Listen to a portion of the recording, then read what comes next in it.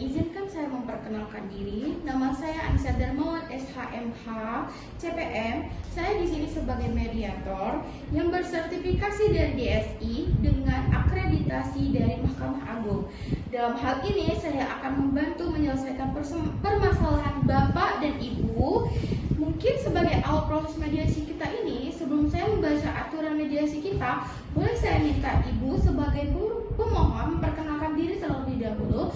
Pihak termohon bagaimana? Tidak keberatan saya. Baik, terima kasih atas kesempatannya Bu. Perkenalkan, nama saya Halimah. Saya sebagai ibu rumah tangga. Alamat saya di Kota Langsa. Baik, terima kasih atas kesempatannya Bu. Perkenalkan, nama saya Bapak Yahya. Profesi saya pegawai negeri sipil. Alamat saya tepatnya di Desa Buju, Kota Langsa Bu. Baik Bapak Ibu, terima kasih atas kesediaan Bapak Ibu untuk hadir saat ini dalam usaha kita menyelesaikan persoalan Bapak dan Ibu dalam bentuk mediasi. Proses ini adalah untuk mencari kesepakatan demi kebaikan kita semua. Proses kesepakatan ini memang sesuai aturan pasal 1 ayat 7 Perma nomor 1 tahun 2016.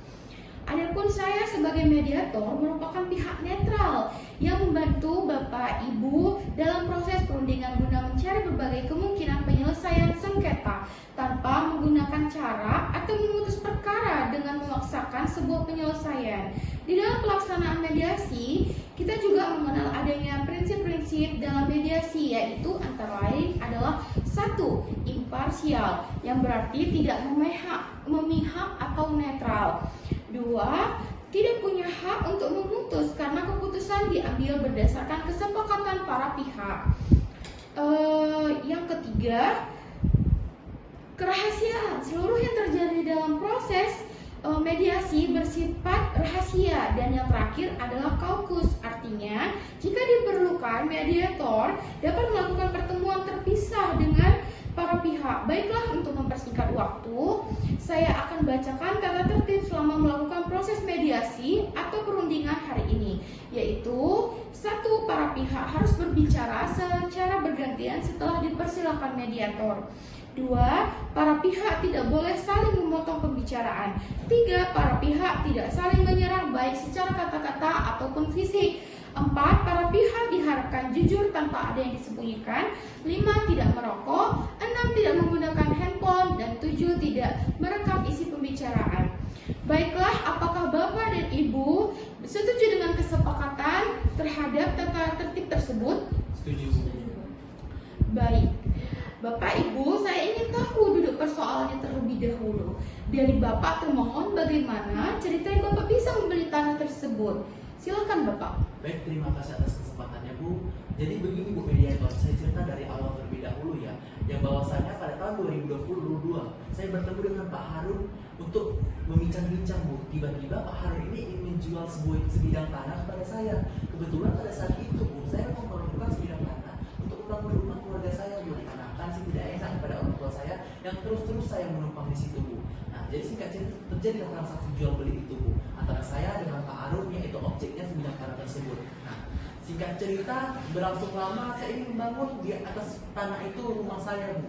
Ketika saya ingin membangun, saya dihalang Bu oleh Bu Halimah bahwasanya beliau menyatakan saya tidak boleh membangun. Padahal itu udah hak saya Bu, saya udah membeli tanah tersebut gitu loh Bu. Gitu Bu. Baik Pak Yahya, selanjutnya saya juga ingin tahu apakah Ibu Halimah saat membeli tanah tersebut dari istri Pak Harun sudah melalui proses yang diatur oleh undang-undang, dan apakah Ibu sudah memiliki hak atas tanah tersebut? Jadi begini Bu, proses saya membeli tanah tersebut adalah saat kami bertemu di pengajian di rumah salah satu tetangga kami. Nah, memang kesepakatan itu hanya antara kami dan istri Pak Harun, hanya menyerahkan sertifikat jual beli tanah yang ada di tangan beliau. Tapi saya tahu betul Bu, kalau saya sudah membeli tanah tersebut dan uangnya saat itu sudah saya serahkan dengan cara mencicil dan saat ini sudah lunas Bu. Baik Ibu, saya percaya Ibu sudah menyerahkan uangnya. Tetapi apakah suami teman Ibu yang menjual tanah tersebut mengetahui proses jual beli Ibu dengan istrinya? Nah, kalau masalah itu ya Bu, saya tidak menanyakan kembali. Karena bagi saya, kan saya sudah membeli tanah tersebut dan sertifikat jual beli itu sudah di tangan saya Bu. Berarti di tangan Ibu yang sekarang adalah sertifikat jual beli ya Bu? Iya betul Bu, memang beda ya Bu. Secara hukum beda proses pengeluarannya, tetapi sama-sama dapat dijadikan sebagai alat bukti, Bu. Cuma kekuatannya lebih kuat bersertifikat hak milik, sedangkan di tangan Pak Ayah ya, Bapak ada sertifikat jual beli saja atau sudah ada sertifikat hak milik. Jadi begini Bu, terima kasih atas kesempatannya. Ketika terjadi transaksi tersebut saya dengan Pak Harun Bu, saya hanya memegang sertifikat jual beli. Saya belum sempat mengurus sertifikat hak pemilik tadi Bu, untuk dijadikan nama pemiliknya nama saya. Dikarenakan transaksi itu hanya di warung Bu. Kebetulan Bu, di saat itu juga ada Pak Camat Bu sebagai ibaratnya saksi lah Bu untuk menyaksikan transaksi kami Bu, gitu Bu.